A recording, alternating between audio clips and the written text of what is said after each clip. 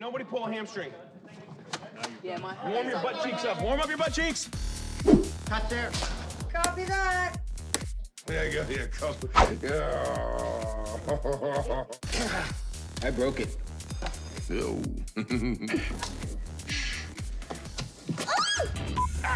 No problem. You had it. All right, here we go. The thing about time travel. I can't believe I made a whole movie with this thing on. Yeah, does it look cool or doesn't feel cool, but if it looks cool, that's what matters. Do you have any idea what's coursing through my veins right now?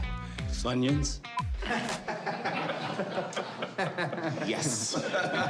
Orange soda. We are getting the whole team, aren't we? A duck! Good one.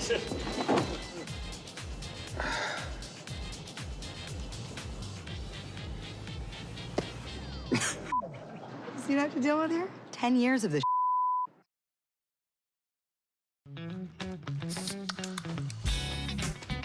Being able to do this new version of Thor, it's hugely liberating and fun. We had a big sort of fat suit, which I think was sort of 60 or 70 pounds. This little move.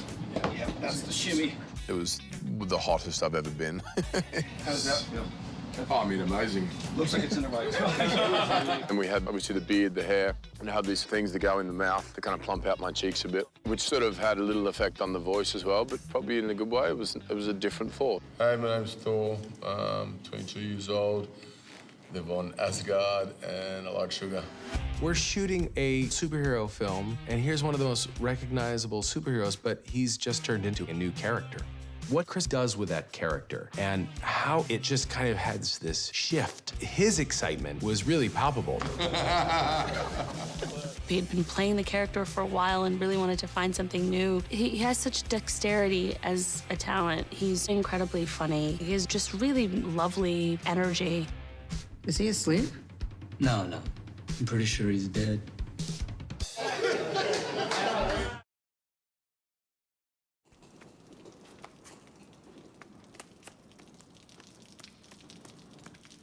All clear, which way? Oh, you say something? I said I want to claw my eyes out. But unfortunately, it wouldn't do any good, because I already saw the awfulness. Will you focus? I'm focused. This pretty place is about to get uglified real quick by a bunch of freaking elves. Did you know that I saw all these people die? So this is a little bit difficult for me, okay? So why don't you reach down deep inside and try and find a small ounce of humanity? Just give me the thingy. Just give me the thing. Just give me the thing. I didn't even want to come here. Living all these repressed memories. God, get it together. You're embarrassing. All right, which way? You don't know? You used to frickin' live here. For 1,500 years, not forever. That way, I think. Yeah, maybe. We are dead. We are so dead.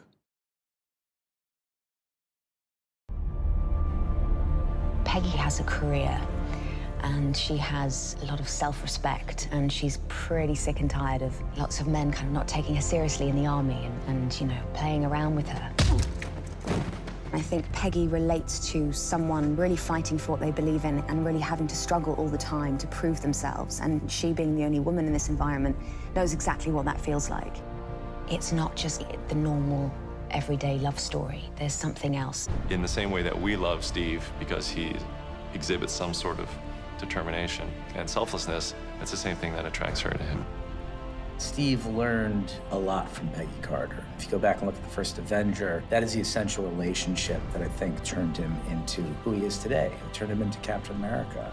Her sense of integrity, her call to action are all qualities that have been ingrained in Steve and are his best qualities. And they come from example from Peggy. And so I think it was critical that her character embodied those essential qualities because he wouldn't be who he is without them. I'm gonna need a rain check on that dance. A week next Saturday at the Stork Club. You got it. 8 o'clock on the dot. Don't you dare be late.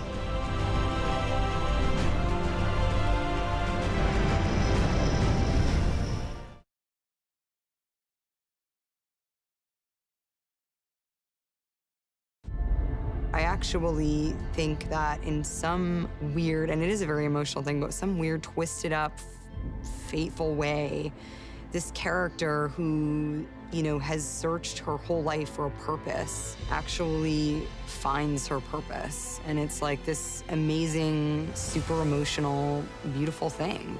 You know what I've become. I don't judge people on their worst mistakes. Maybe you should. You didn't. I feel very fortunate. It's been an incredible gift as an actor to be able to come back to a character that's as complex as Natasha. I think there's kind of a lot to explore there, and that is so exciting.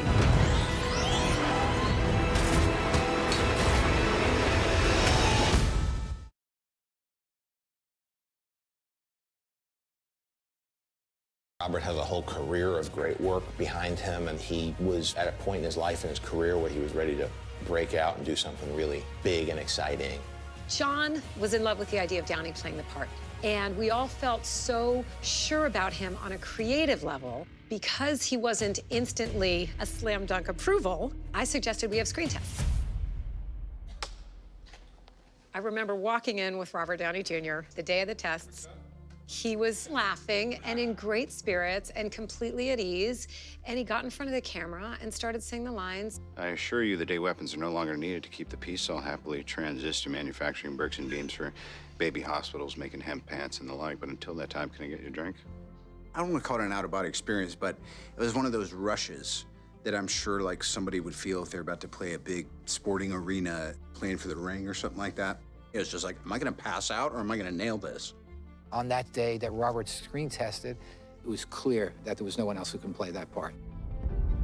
It was magic. It was exactly the feeling as a casting director with Kevin, with John, with everyone, that we all wanted to have that feeling like we have it.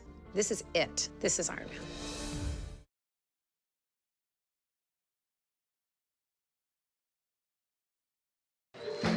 It's indescribable to work with creative people, especially people who make movies. It is such a thrill. It's overwhelming when I think about it. And I keep saying to myself, I can't believe this is me. I can't believe I lucked out this way. Let's give it up for Stan Lee, guys. Woo-hoo, yeah! 5 lousy words they gave me to say. Thanks so much. You're a great director. It's something you never forget. And thank you for all of this, and I hope that I didn't set interviewing back a few decades. Okay. I'll see you later. Thank you. Appreciate it. I remember every cameo I've done since the first one. And I think I'm a very lucky guy.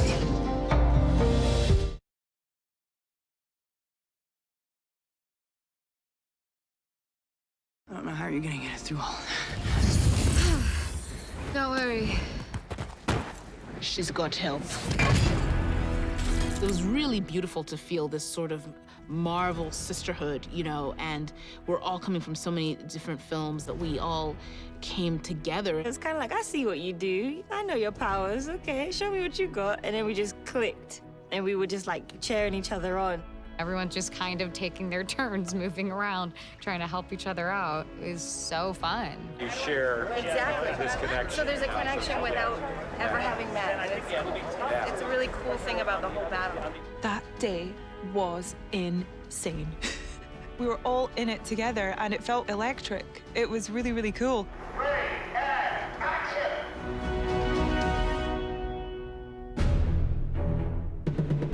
You know, I normally don't watch playback on the monitor, but I wanted to see that reveal of all the women of Marvel, and I thought it was really powerful and really exhilarating, and I was thinking of all of the young girls in the audience who will probably feel really inspired by that in one way or another, so it was a really nice thing to be a part of.